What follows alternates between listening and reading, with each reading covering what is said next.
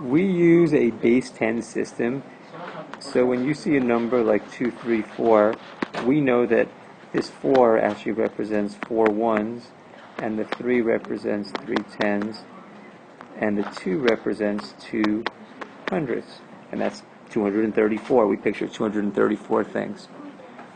But there are other bases besides 10. So if I say 234 and I put a little 6 here, that's not representing 234 things anymore.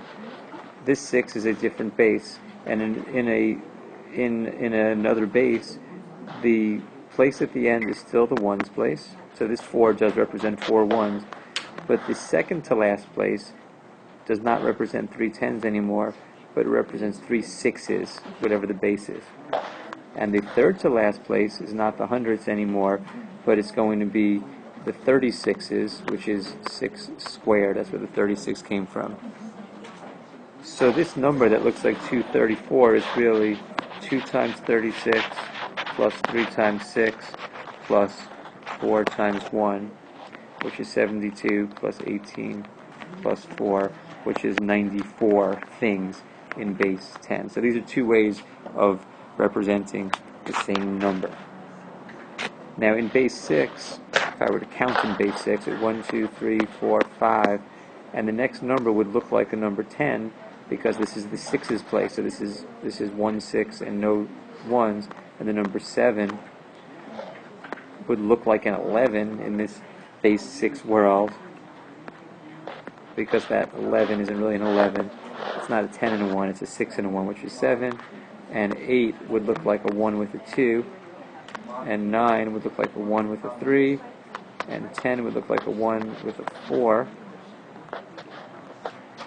And just to go 2 more, 11 would look like 15 because it's a 6 and a 5, and 12 would look like 20 because it's 2 6s and no 1s. One of the most extreme bases is base 2 because there's only digits 0 and 1. In base 2, this is the 1's place. The second one is the 2's place. It's always whatever the base is. The third place is the 2 squares, which is the 4's place. The next place is the 2 cubes, which is the 8's place. The next one is the 2 to the 1, 2, 4 is the 2 to the 4th, which is the 16's place. And this place is the 2 to the 5th, which is the 32's place.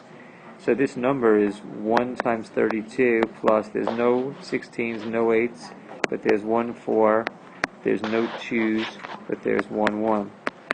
So this becomes the number 37 in base 10. And that's how you convert from bases that are smaller than 10 to base 10. Now you could have bases that are bigger than 10 also. Like for instance, base 12.